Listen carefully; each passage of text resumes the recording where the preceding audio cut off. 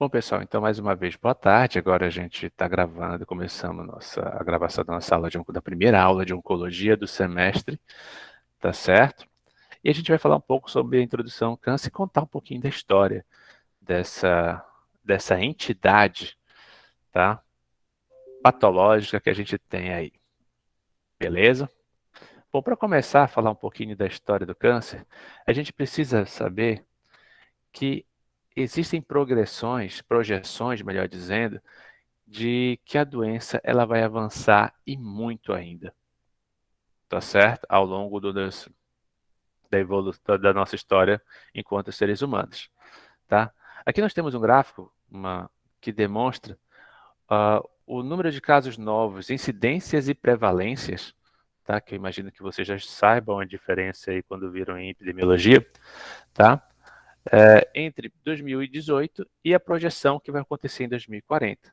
E os impactos dessas projeções demográficas em 2040, tá bom? Em 2018 nós tivemos aproximadamente aí 18 milhões de casos novos de câncer, tá certo? Enquanto que a projeção para 2040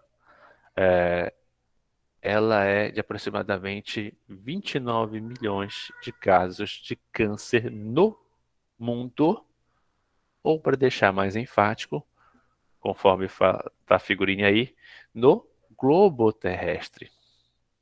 Tá certo? Tá beleza? E essas projeções aqui de aumentar, né, essa doença, ela deve estar relacionada a quê? Basicamente, ao aumento da população, tá certo? E, consequentemente, na mudança dos hábitos eh, de vida dessas pessoas, tá certo?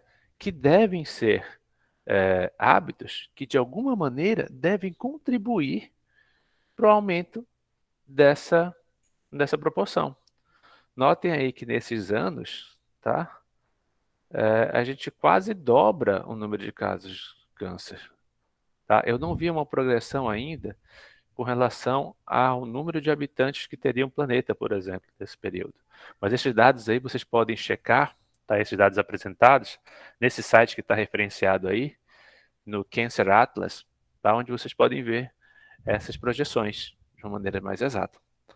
Tá certo? Isso aqui é só para chamar a atenção para vocês, então, o quanto que a gente espera que essa doença ela seja ainda mais comum, tá certo? Que a gente vai encontrar. E essa é uma das importâncias da que a gente tem, do que o biomédico precisa saber algo sobre oncologia, para poder dar, como vocês bem falaram, como a gente conversou anteriormente, para poder dar o suporte a essa população que precisará de um diagnóstico rápido e um diagnóstico muito seguro, para que tenham chances de tratamento e tenham chances de sobreviver, ou seja, de aumentar a sobrevida desse paciente, tá certo? O que a gente vai chamar de prognóstico a partir de agora, tá certo? Que é a chance que esse indivíduo tem de ter a doença controlada e com isso ter um prognóstico mais acessível, tá certo? Um prognóstico melhor para ele. Tá bom, pessoal? Bom, só, pessoal, a gente olhando assim, né? Eu falando para vocês aqui que esse estilo de vida, tá certo, das pessoas vai contribuir também para o aumento do número de casos de câncer, isso pode sugerir para a gente que essa doença ou essa entidade patológica, ela é uma doença relativamente nova.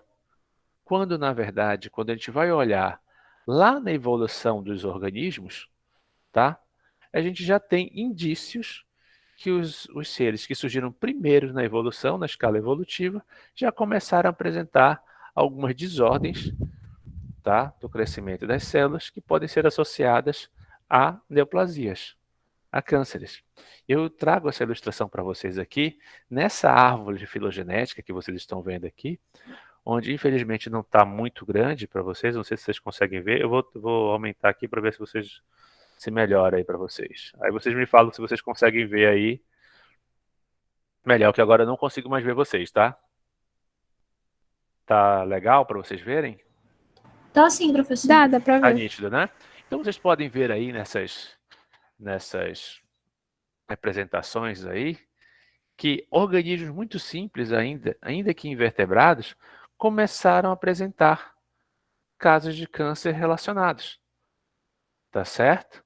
Como vocês podem ver aqui, nesse grupo de vertebrados aqui em cima, tá? Onde aparece com uma maior frequência esses fenômenos de casos de câncer relacionados. E notem que esses fenômenos de casos relacionados, eles são muito mais frequentes nos organismos multicelulares, ou seja, aqueles organismos que apresentam uma complexidade maior, cuja há necessidade de se ter uma renovação de células e o engajamento dessas células para uma determinada linhagem celular, elas começam a ter alguma desordem que pode ser relacionadas, podem ser parecidas com câncer, tá?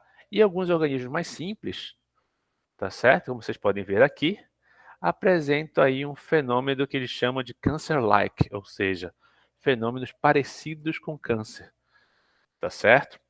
Isso prova para a gente, pessoal, prova não, prova é uma palavra muito forte, mas isso nos dá um indício que, de repente, essa doença, na verdade, acaba não sendo uma doença de fato, tá? Acaba sendo um evento celular. Muitas vezes as pessoas não vivem, vamos falar de pessoas agora, talvez não vivam o suficiente para desenvolver. Elas acabam ficando pelo caminho, porque como esse processo, a gente vai ver na outra aula, ele é derivado da multiplicação celular. E o indivíduo, para ficar vivo, precisa, para desempenhar suas funções básicas, precisa que haja multiplicação celular, e a multiplicação celular não pode cessar, então ele acaba ficando fadado a esse fim. Tá certo? Vamos deixar essa reflexão aí. Beleza? Quero deixar vocês com a pulga atrás da orelha. Bom, e aqui a gente tem algumas situações descritas nesse artigo que eu mostrei anteriormente para vocês, como por exemplo desse fungo, onde aparecem esses fenômenos aqui, ó, onde deveria ser dessa maneira, e deveria ser assim, e aqui, por conta de uma desordem celular, você tem aqui um crescimento de uma massa totalmente disforme que toma conta, então, das partes ditas normais dessa estrutura desse. Esse aqui é um coral, tá? Eu falei fungo, mas esse é um coral. Esse aqui são algas. Olha aqui, um corte histológico dessa alga. Olha como está aqui. Uma celularidade muito maior do que apresentada aqui no que seria essa contraparte normal. Assim como nessa outra alga aqui, ó.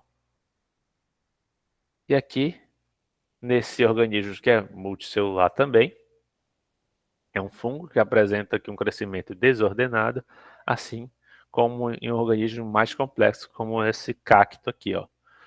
Notem aí que isso tudo aqui é um crescimento, essa morfologia resulta de um crescimento desordenado, tá?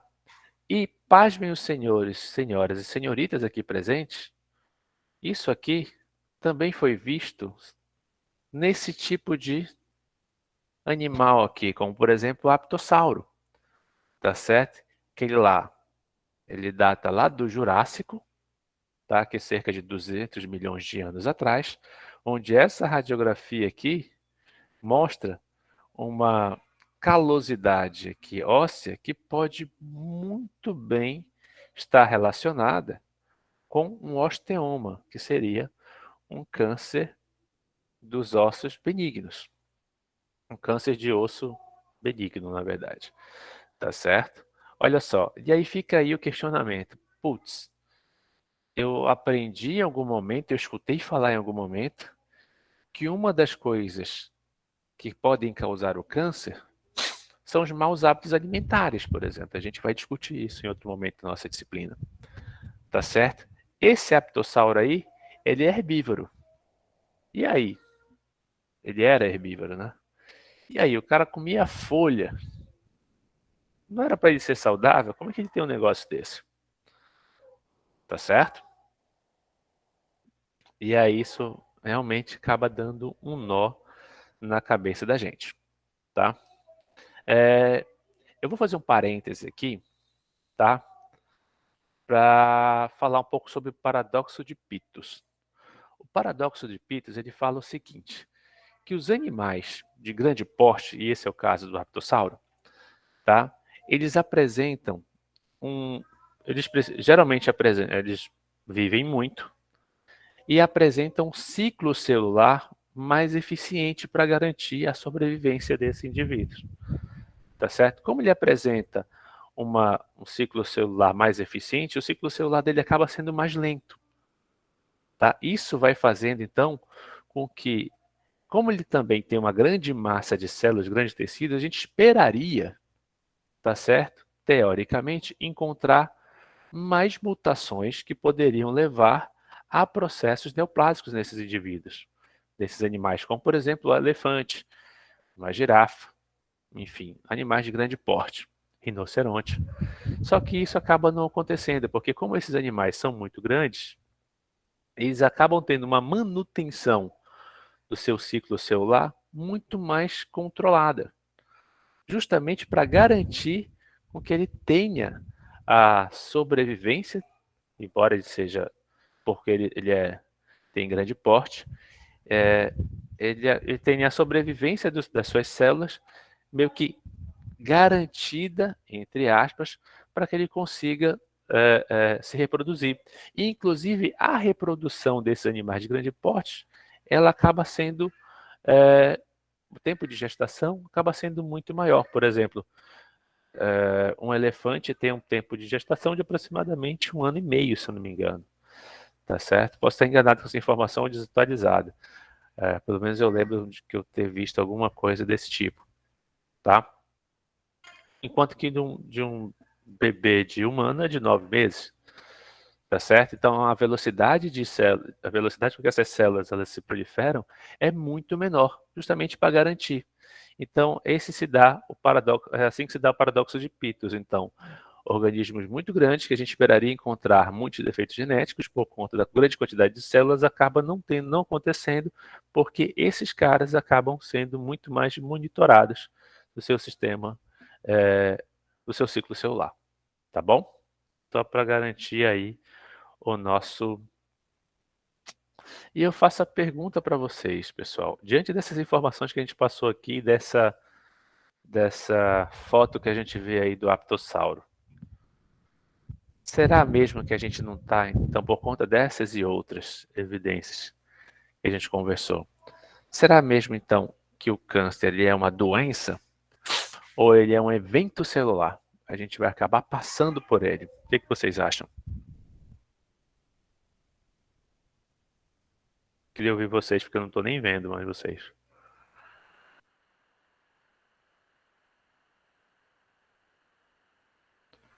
Você está me escutando ou eu estou falando sozinho já? Há algum tempo eu não sei. Tá me escutando, professor. Ótimo. Só pensando no assunto mesmo. Não que eu queira colocar vocês numa bad vibe, entendeu? Nesse momento. Eu não tô conseguindo ler o chat, então se você puder falar para mim aqui, eu te agradeço, porque eu tô com a tela cheia aqui e eu perdi vocês. Professor, eu acho que todo mundo passa por processos de formação de câncer, só que o nosso corpo também ele já é meio que preparado, entre aspas, para o combate. Acho que isso. Quem foi que falou? Jantra. Jantra. A gente tem, assim como esses animais, a gente também tem todo o mecanismo que a gente vai discutir com alguma riqueza de detalhes na próxima aula, tá? Todo o mecanismo que vai garantir que nossa reprodução celular ela tenha um final feliz, tá certo? Afinal de contas, isso aí nada mais é do que alguns bilhões de anos de evolução envolvidos nesse processo, tá certo? Se assim não fosse, toda a divisão celular poderia acontecer algum problema, e não é assim que acontece, tá certo? Mas a gente tem sim toda uma maquinaria bioquímica e genética envolvida na manutenção do nosso genoma, justamente para a gente não ter a todo momento esse tipo de problema. Mas uma hora ele acaba acontecendo, infelizmente. Posso passar então, pessoal? Pode. Sim.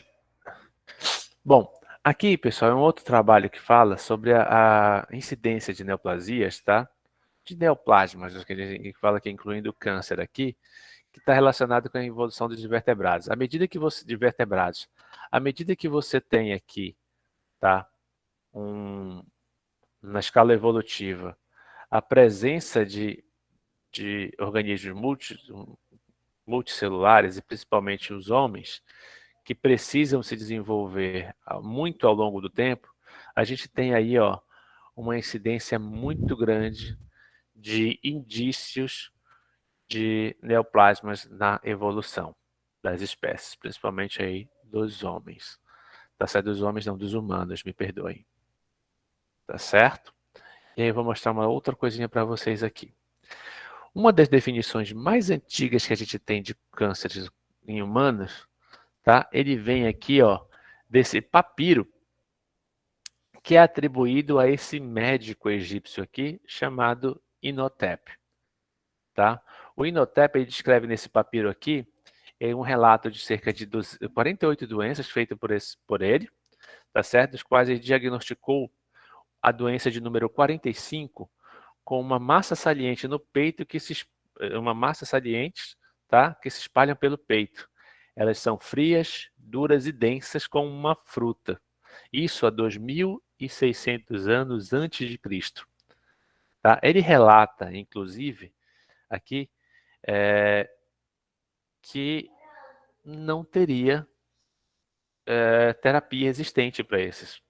Aqui nesse momento, o Inhotep ele tentou de tudo, inclusive alguns feitiços para se tentava curar, essa era a medicina da época, se tentava curar, inclusive esse tipo de doença com feitiços e acabou que não tem aí, tá? Acabou não dando certo e a paciente morreu, tá certo? Segundo o que está relatado aqui nessa parte do papiro aqui, ó, não existe terapia para massa saliente em formato de fruta, tá bom? Não sei se vocês conseguiram acompanhar a leitura aí comigo, tá? Eu tô meio enferrujado aqui no meu na leitura dos hieroglifos aqui, porque a gente tá falando em emoji, né? Então eu tô perdendo um pouco, tô ficando enferrujado. Mas brincadeiras à parte, para vocês terem uma ideia, imagine então, pessoal, brincadeiras à parte, como é que era a condição de vida dessas pessoas, tá, que apresentavam isso. Para vocês terem uma ideia, uma das tentativas de tentar é ótimo, uma das tentativas de terapia era a cauterização dessas feridas, tá certo? Dessas massas salientes. Então lá tinha o ferro em brasa, se fazia uma incisão em cima daquela massa, abria-se esse campo e aí o ferro em brasa era encostado nessa massa para tentar matar essa massa, tá certo? Para dar uma condição de vida ao paciente, tá certo? Esse então seria o registro, a descrição mais antiga de cânceres em humanos, tá? Já encontrada na história. Esse papiro aqui, pessoal, ele foi atribuído a Inhotep, mas só que ele não foi. Vocês vão encontrar esse papiro também com uma descrição de papiro de Edwin e mais um outro nome que eu esqueci agora, que era um nome de dois médicos, tá? Que arremataram no Cairo esse papiro e depois ao decifrá-los, ao traduzi-los, melhor dizendo, decifrá-los no caso, eles acabaram descobrindo do que se tratava. Se tratava uma espécie de compêndio médico, tá certo? Essa história é bem interessante. Procurarem no YouTube tem alguma coisa sobre ela. Eu aconselho.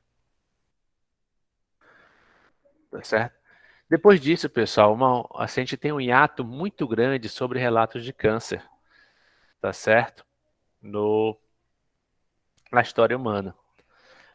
Outro relato que se tem é da rainha Tossa, ou a Tossa, melhor dizendo, existem outros nomes para ela, uma rainha da Pérsia, tá? Que ela apresentou um caroço na mama e que apresentava assim um processo inflamatório muito intenso. Isso inclusive deixou com que ela fosse reclusa, sabe? Ela, até porque, assim, no caso dela, há relatos que até mau cheiro exalava da ferida da mama dela, tá certo? Aí era uma, era uma rainha muito poderosa, né? Que eu acho que como todas as rainhas devem ser poderosas. E ela, então, acabou sofrendo desse mal. Depois de tanto procurar apoio, ela encontrou Demóstenes, que é esse cara que está representado aqui, ó, que tem uma cobra com cajado. E era um médico grego, tá? E eu não sei se vocês lembram, mas, por exemplo, daquele filme 300, tá? Existia uma guerra entre a Grécia e a Pérsia, tá? Lembra os 300 de Esparta e tudo mais? E esse cara aqui, ele ajudou, tá? A tratar da Antossa e melhorou. E ele foi obrigado, inclusive, por conta disso, na verdade, por conta dessa ajuda à Tossa, a rainha Tossa, tá? O local que esse cara morava na Grécia foi poupado, tá certo?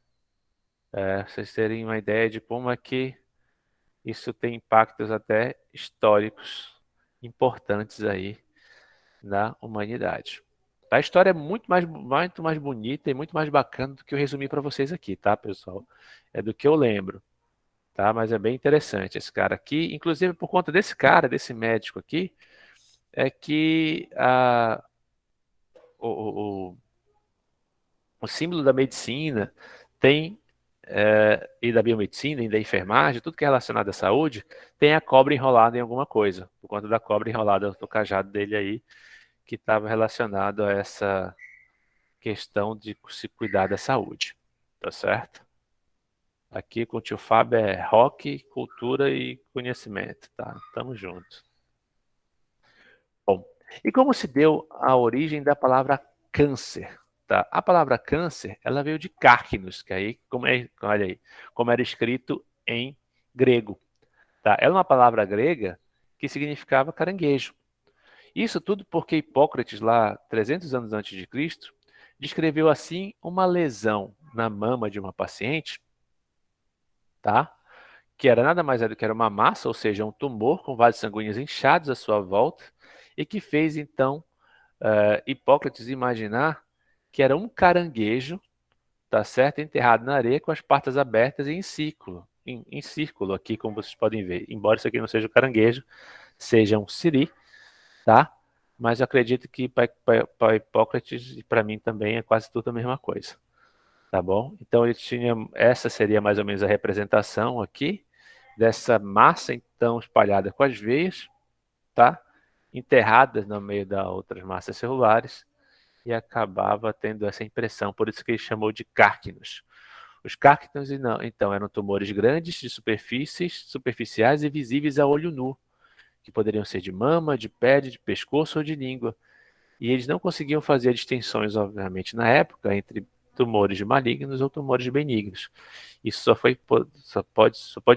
pode ser feito depois com o advento da microscopia e análise histopatológica dos tumores. Tá? Existem outros médicos também envolvidos no estudo do câncer, como Celsus e Galeno, que na verdade chamaram o câncer por outras palavras, né? Como oncos, que significa inchaço,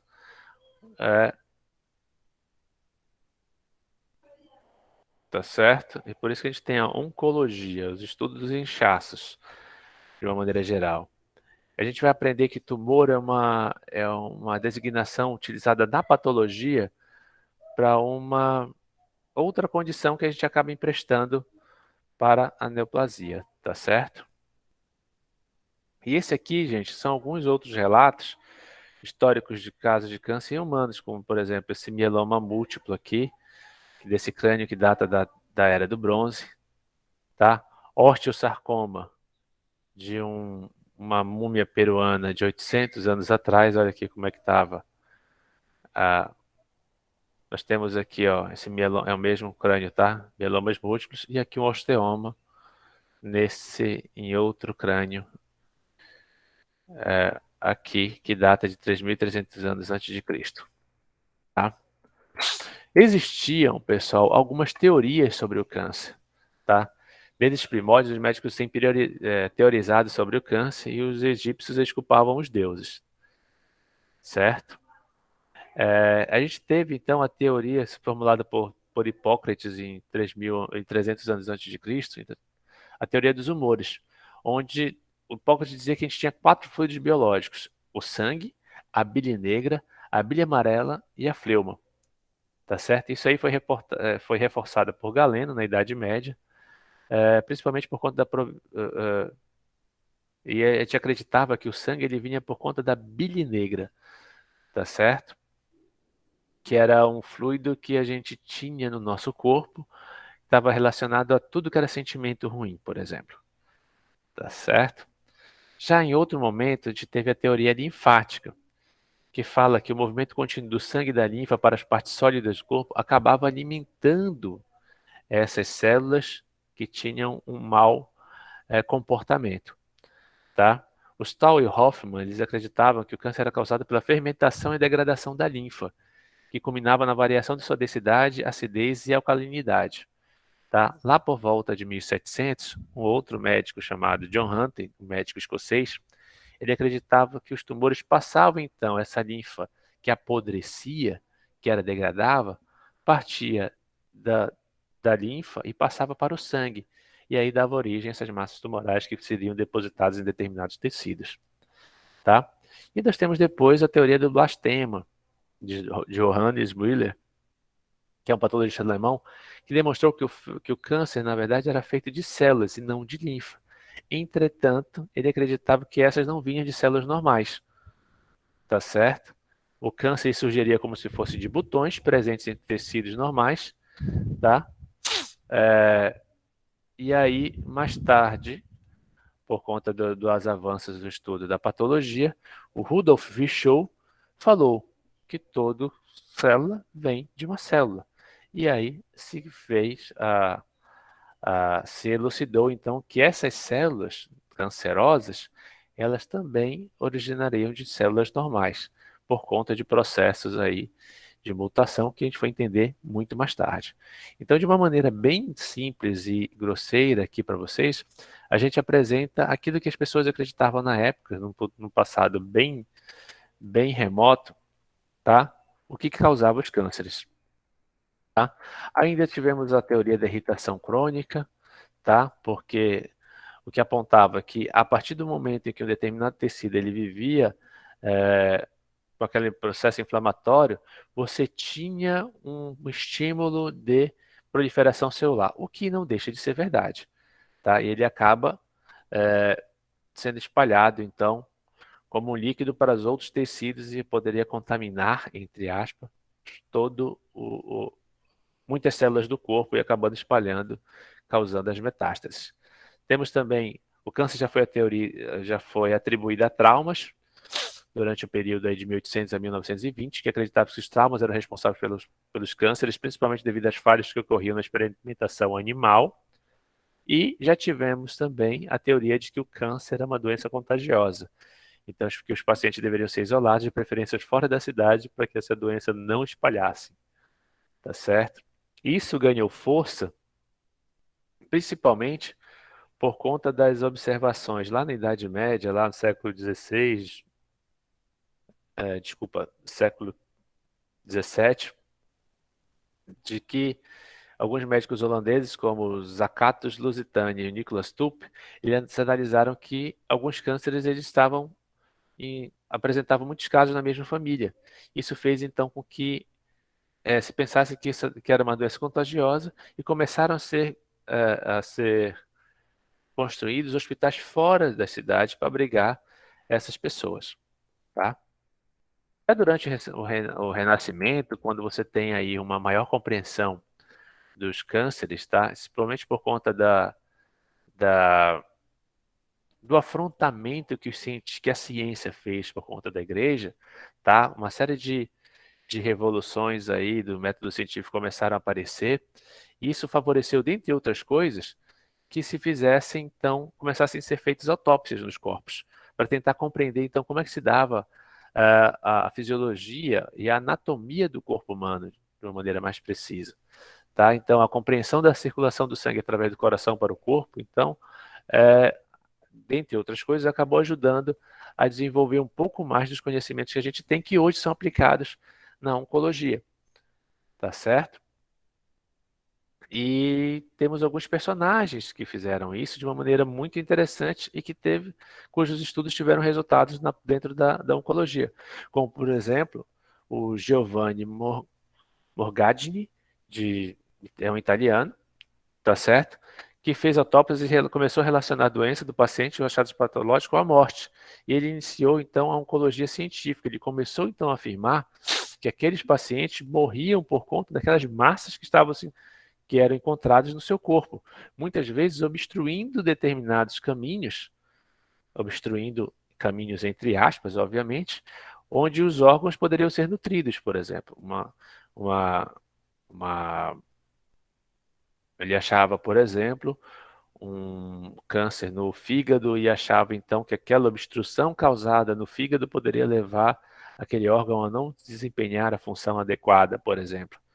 Depois dele, outro cara que também teve destaque foi o John Hunter, que sugeriu que alguns cânceres podem ser curados por cirurgia e descreveu, então, como o cirurgião pode decidir quais tipos de câncer podia operar.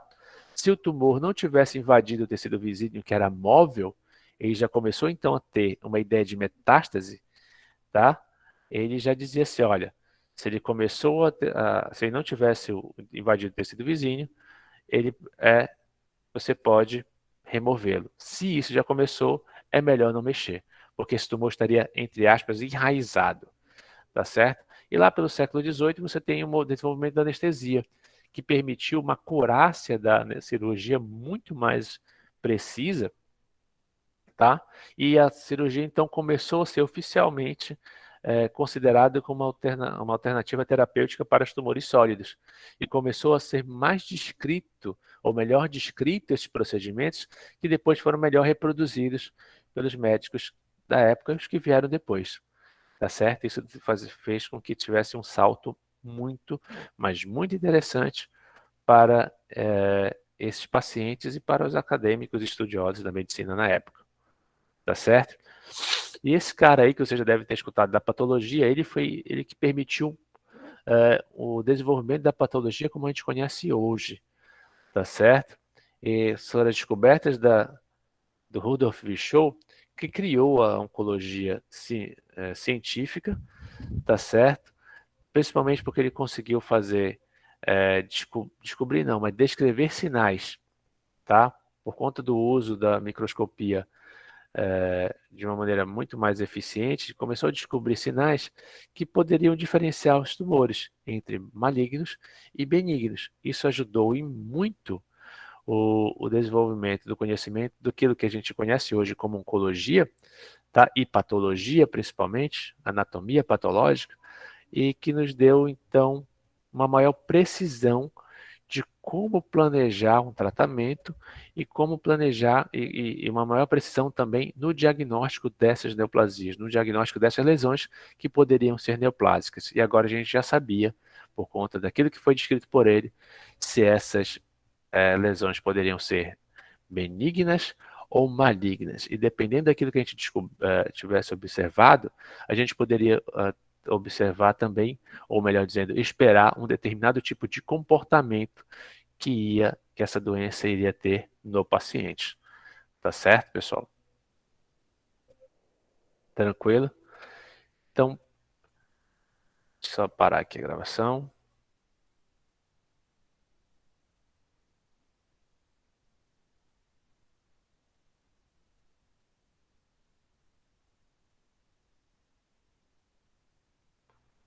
Bom, eu vou interromper a gravação aqui.